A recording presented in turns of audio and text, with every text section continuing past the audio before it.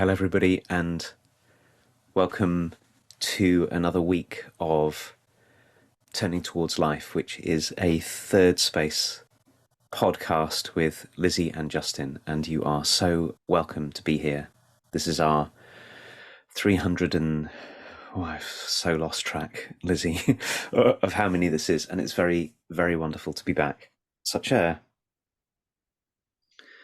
me, such a source of relief and joy in my week to return each Sunday morning, Lizzie, and sit with you and know that we have the space to launch into something, who knows what. And what's really called for is simply our being present and available to one another and our responsiveness to one another. And something always comes. Something wonderful actually always comes. I don't think there's any time we've done this where I've looked back and felt like we somehow didn't find our way to something that mattered.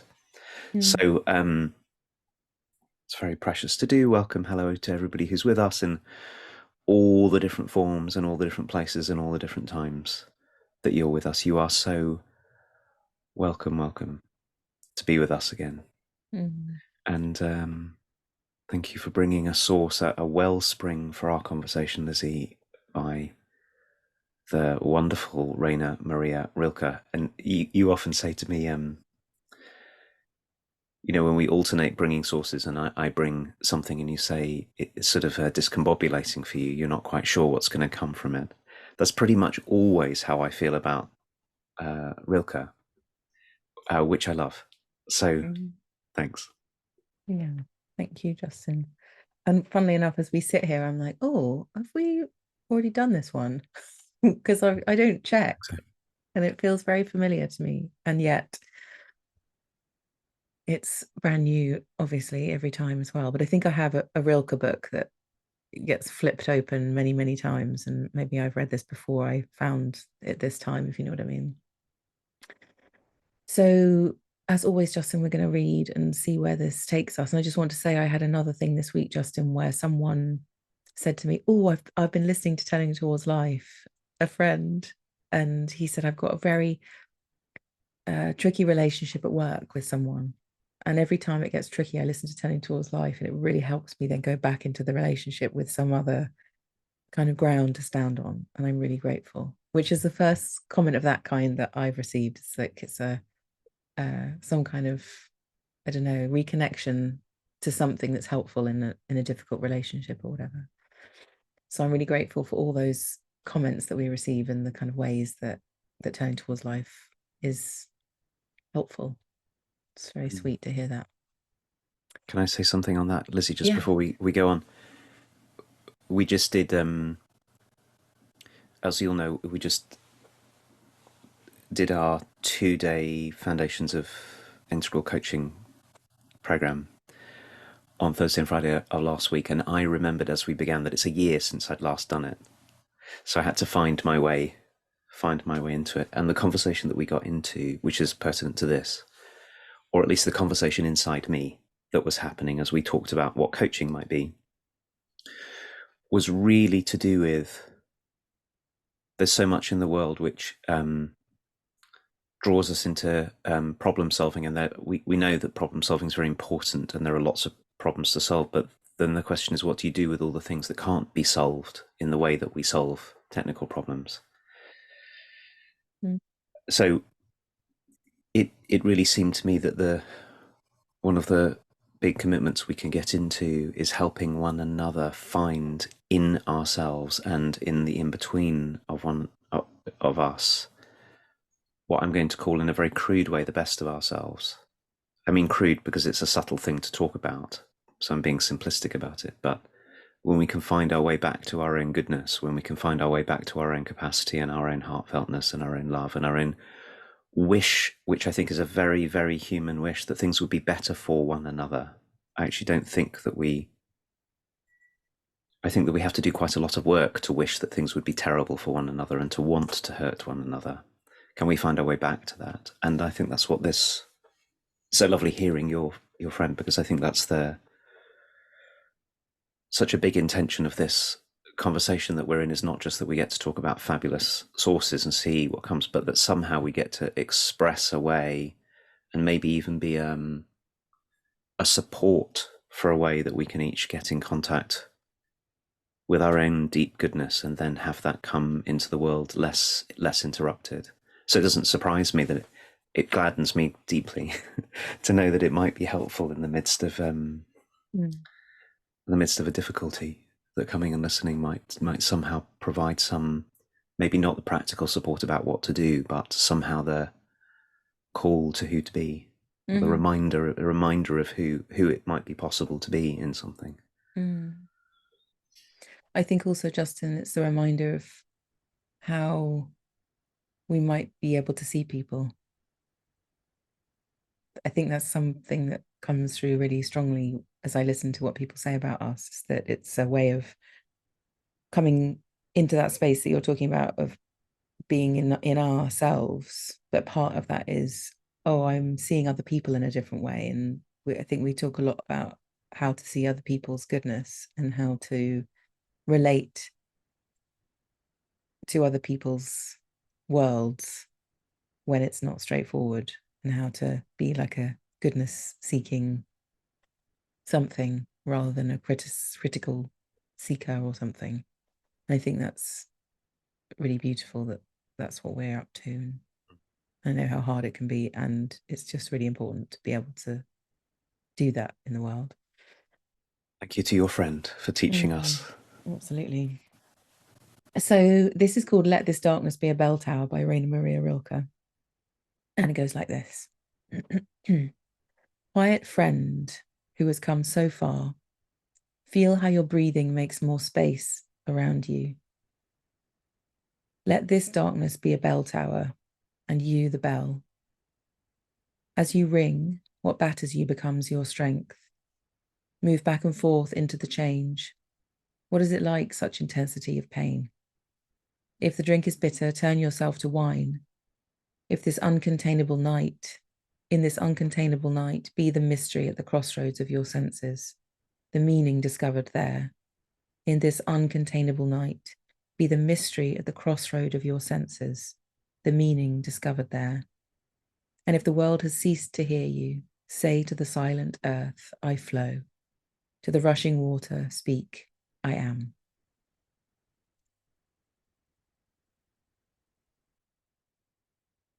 Because Rilke invites us to do this, I'm going to just say to us all before I read for a second time,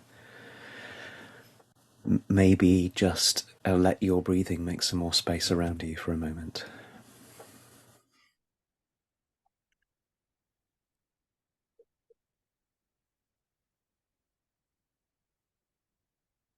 Let this darkness be a bell tower. Quiet friend who has come so far, feel how your breathing makes more space around you. Let this darkness be a bell tower, and you the bell. As you ring, what batters you becomes your strength. Move back and forth into the change. What is it like, such intensity of pain? If the drink is bitter, turn yourself to wine. In this uncontainable night, be the mystery at the crossroads of your senses, the meaning discovered there. And if the world has ceased to hear you, say to the silent earth, I flow. To the rushing water, speak, I am. Thanks, Justin. So I did what you asked and saw what I could do to have my breathing make me have more space around me. And then as I did that, I was imagining that I was the bell in the bell tower. And it really helped me to find more relationship to these words, just to imagine myself, as Rilke was inviting us to, as as me being the bell in the bell tower. And what I could feel was, as a bell rings, there is a collision so that the sound is made. And of course, in that collision, in that battering, to use Rilke's word, the sound that comes is really beautiful kind of strength. And I've been wondering recently about the way that we tell the story about what's going on and how much it matters. So if I could tell the story of what's happening in my life that's painful as this contrast between the outside of the bell and I don't know what you call it, the dangly thing in the middle of a bell, and those two things bashing together. And then out of that, because of that, becomes a sound. It immediately has me be really curious about what it means to live in any kind of pain or difficulty, because it shifts my story about what's going on, just to feel metaphorically into this way of telling the story that when there is battering, when there's contrast, when there's difficulty, when there's conflict, either inside me or on the outside, what if what's being created is some kind of strength, some kind of communication to the world, or even inside of my world, in me, in my inner world. If that's what I could tell the story as, it's very different than there's something wrong with me, or this is never going to end, or this one's going to have me and I'm never going to find my way out of this dark hole, or it's a very different thing. So I feel like who knows whether that's part of Rainer Maria Rilke's intention to speak of it in this way and that be connected to what I'm experiencing or whatever. But I feel kind of renewedly intrigued by this metaphor of me being the bell and the darkness being the bell tower, and that I am, whatever the circumstances are in my life and my inner world that are having things be hard and difficult and creating suffering in my life. If I could tell this story about it, if I'm the bell and this darkness is the bell tower, and that there's strength in what is hurting me, it can become my strength. That feels like a whole different lead into a very different conversation and a different set of questions than me analyzing what's happening or telling the story about what's happening in the particular way of there's something wrong with me, or I'm deficient, or I'm not going to make it through this or something.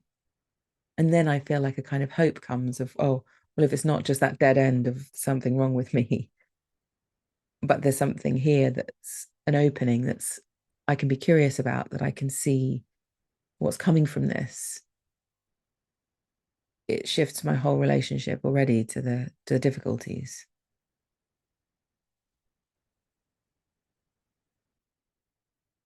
In listening to Rilke and then listening to you, something really moved in me where you just now where you talked about a dead end, because what Rilke's inviting us into is anything but a dead end in the midst of difficulty. And that really touched me, Lizzie, and it felt like the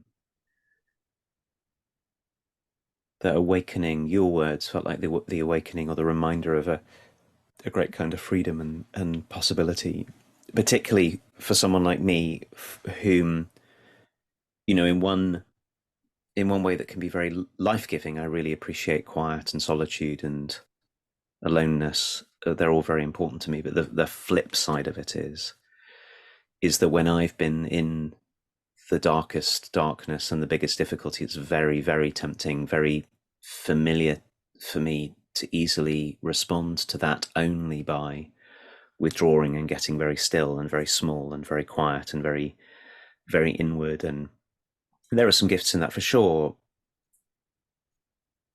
But at the same time, it can quite easily have darkness be a dead end.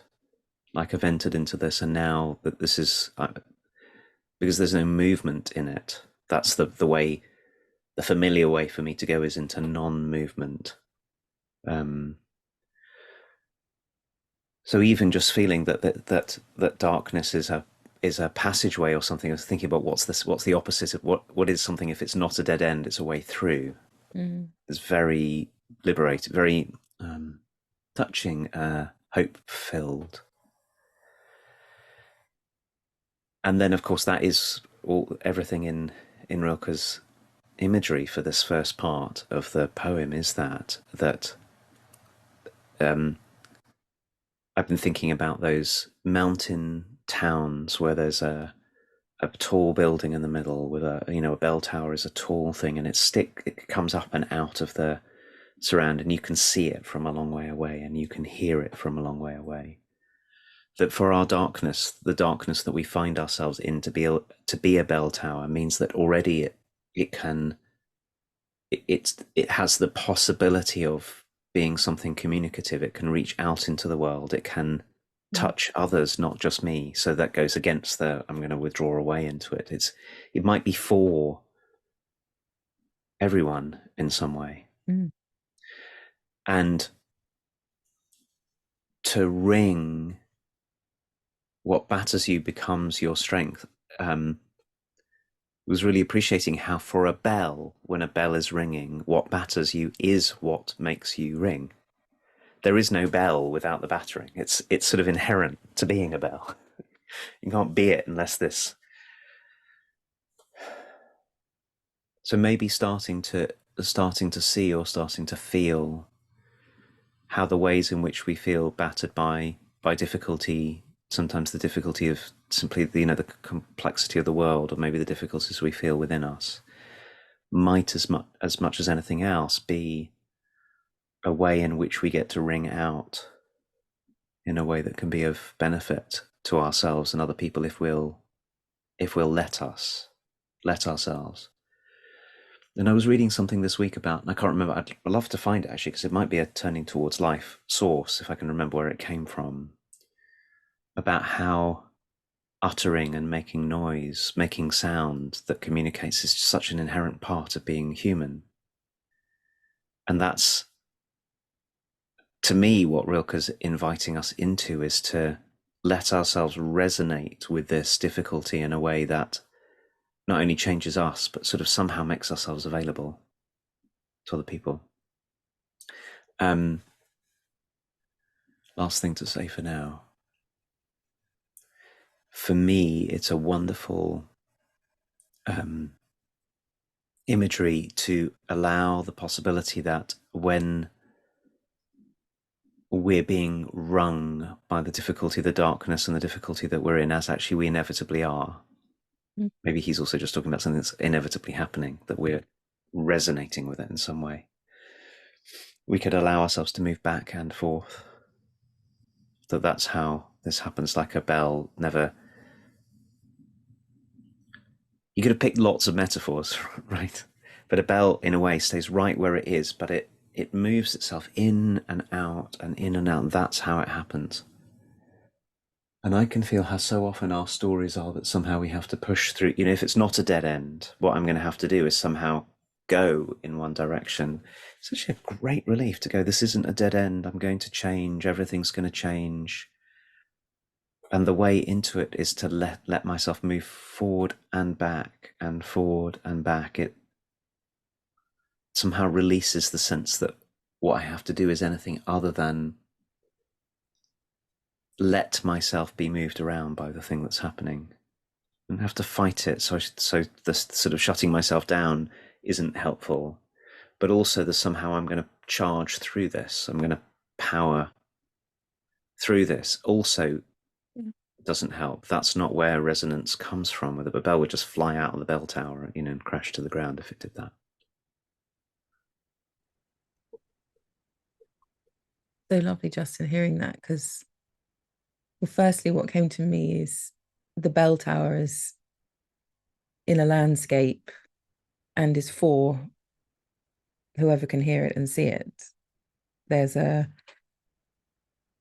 surround that benefits, that's in receipt of what comes out of the bell tower. So it feels connecting to the world in a place where it can feel, as you say, like really lonely and small. But also, somehow, as you were speaking, and what's arising from Rilke's words combined with what you're saying is this, and you were talking about kind of getting through something, and somehow the throughness is, it feels like a very important kind of notion that we don't do anything other than really go through things. We can't just get rid of something or whatever. But the beyond the throughness, like even more than the throughness, I think is the inclusion of the experience. I'm not going to remove this experience from my life if it's happened already, that I've felt the way I'm feeling. It's not gonna disappear. It's not going to be gone by something I do. I'm not gonna get rid of it. But when you were talking about the bell as just being there, it just moves back and forth and there's resonance. It feels like it's an invitation for all of us to know that the darkness is something that's includable in our lives. Like, even if we're not currently feeling the darkness isn't gone. It's always there and is something to be welcomed as of benefit to me in my life and my learning, as well as other people too.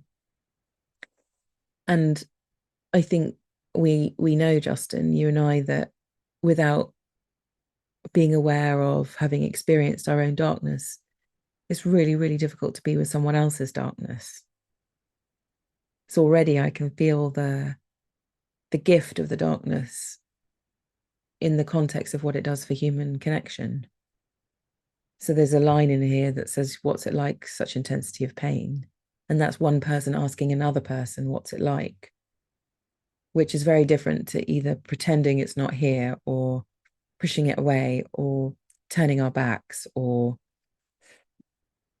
freaking out. I don't know what else you might do when we come up into contact with somebody's or our own inner darkness, to ask a question like, well, what's it like to be in this kind of pain?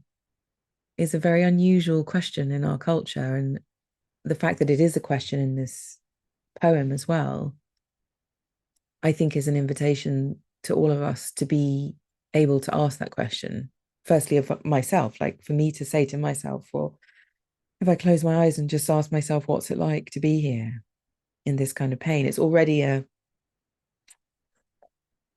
step into observing, a step into encountering what's this like for me. And then if I'm able to do that, I can also ask you, Justin, what's it like to be in this kind of pain? Tell me more, rather than, oh dear, there's something wrong with Justin. I think I'm gonna head off in the other direction, or better not I better not call Justin at the moment because I think he's in a bit of pain. I'm just gonna call him in a few weeks when that's gone, or but to be someone who can move in and to move towards when it's welcome and when it's the right thing to be doing, to ask ourselves what it's like, seems to be one of the things that just is not done enough. And because it's not done enough when we're in the pain as well, I mean, there's all kinds of reasons why when we're in pain, it's really hard to be in contact with other people. But I think the cultural responsibility part of, how things are done, and maybe it's just where we live in the world, Justin, and whatever, but I think it's probably quite widespread that we aren't a species that moves in towards one another and asks each other what's it like to be us, and what's it like to be in this experience, and then people also don't feel free because of that same dynamic to say what it's like. So we walk around saying, "How are you? I'm fine, thanks." And really, that's kind of a little bit wasted, that little connection point.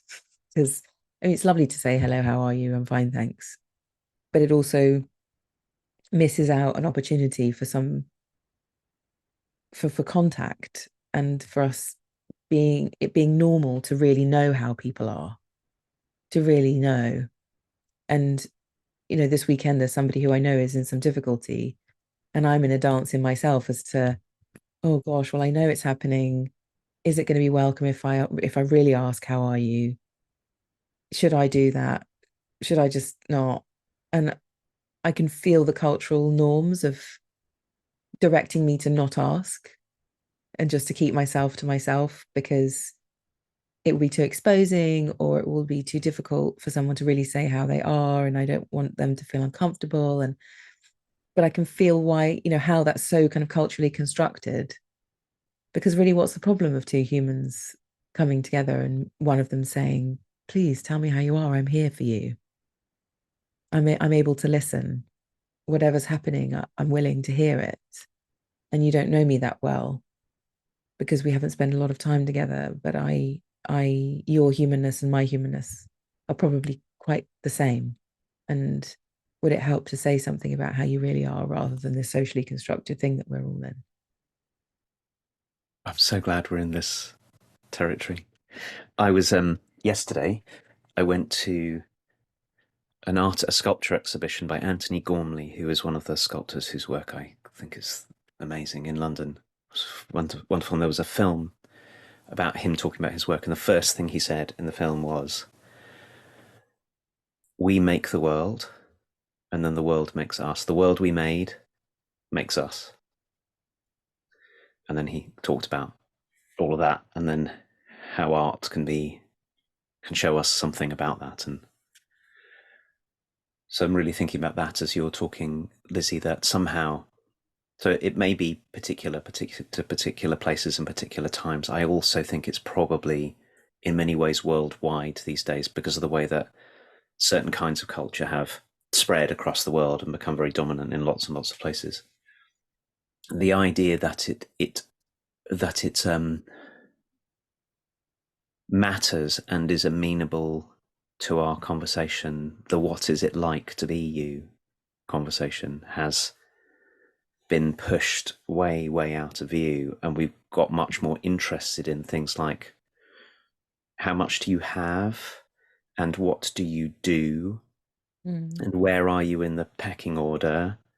And outer things. And the questions that we're left with, I was thinking about the question, I'm writing this at the moment because I'm close in with a family who, very close to my own family, my family of origin. We grew up together, and someone in the family's died, and it's very painful. And I was thinking about how we talk to one another in that pain. So one of the things you might do, like you're saying, is because we don't have a vocabulary for what it's like, we avoid one another. Mm. We cross the street so as not to talk to one another because we don't know. Or we say something not very useful, which is, "How are you?" How are you actually isn't a very useful question, because it what it invites in us is to say, "I'm fine," or "I'm Mm. not fine." And mostly we're probably going to say, "I'm fine," because there's a sort of value judgment in it about being fine or not, and Mm-hmm. what do I have to be. Or you might ask, "How are you doing?" It's the similar territory. It is an incredibly liberating question if we're willing to ask it, to say to one another, "What's it like to be in this?" Mm. Because it doesn't take us into those. It's a judgment-free question. It doesn't ask you to tell me that you're fine or not. It asks Mm. you to say, what is happening here? Mm. And that question, the sort of the sense of the question that we are, I think on a sort of very deep level, it's got something to do with the way that we have got really messed up about how we relate to inner experience, to us as being inner experiencing beings. We either treat it as if we don't have inner experience, Mm. We've got a strong narrative in our culture that inexperience is somehow ephemeral or unimportant or illusory or distraction or, whatever. Or we treat it that inner experience, if we do have it, it's to be approached with trepidation, that somehow we shouldn't really be talking about it because it's dangerous and awful, which is maybe how we get into the let's not talk about the inner experience part. But Mm. the weird thing about it is, to be a human is in a way simply to be a flow of experience. I don't mean that sounds a way of reducing us. I don't mean that. What else is there in our lives other than the Mm. flow of experience? The being here with you for me, is a flow of experience, as it will be for you, and there is the experience Mm. in between us. What else is there? So in a way, Rilke's question's the most important one. Mm. The most important one, the most mysterious one. Because I can, if you're in real difficulty or real pain, I can ask you how you are and you can say you're fine, and maybe we can, Mm. I don't know, all the conversations we could have from that. But if I ask you what it's like, such intensity of pain, or Lizzie, what's it like, such intensity of joy, or such intensity of boredom, or such intensity Mm. of worry, or such intensity of delight, or such intensity of anticipation, Mm. when I ask you that, I'm starting to bring my attention and your attention to the vast world of us that we are. Mm. And maybe that's, I hadn't thought about this until you brought it up, that maybe that's exactly Rilke's, that this is in the center of Rilke's poem, is exactly Rilke's point, is that conversation really, really, really, really matters. Mm. And it's the one we're least likely to have pretty much anywhere.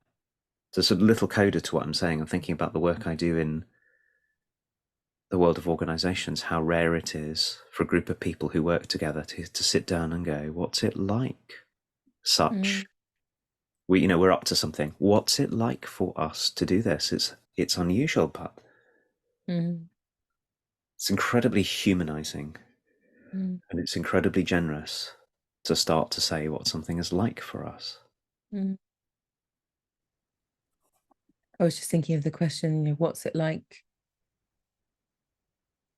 to be a new parent is so different, in the stage that I'm in at the moment with a tiny baby and a 4-year-old. And it's so different when someone says, how are you? I'm so appreciating your distinction between those questions, is what I want to say. Like someone says, how are you? I just think, uh, what you're asking for is too small for me to be able to respond. So I have to say I'm fine because I know that that is what, yeah, what the size of your question is. But if you said to me, what's it like being a new mum right now? I can feel all kinds of answers kind of open up and all kinds of responses about what my experience is and what stories I could tell you and what kind of kerfuffle night we just had and all of those things. And I'm really appreciating that that's a really wonderful invitation for me, for everyone to be asking each other. So to what's it like to do turning towards life? It's a great question for us to ask one another. Or what's it like to be a new parent right now? Or what's it like to be experiencing this kind of difficulty? Or what's it like in this grief that you're in? And I think to say what's it like is also an implicit kind of communication of our openness to hear whatever is there, rather than having an implicit request that it's a small answer or a particular answer that we're looking for or something. It's really lovely. I'm really grateful to Rilke for, I mean, it just feels like many of our sources, Justin, we could talk about each line and see what there is for us. It's so beautiful. And maybe we will one day just sit here with this for longer. But right now, I know this is the end of our thing. And I'm being called into my family too. So thank you everybody for being here. And thank you, Justin, for being here every time. And thank you for this Rilke poem, Rainer Maria Rilke. And thank you everybody for being with us. Thank you, everybody. See you next time. Bye bye.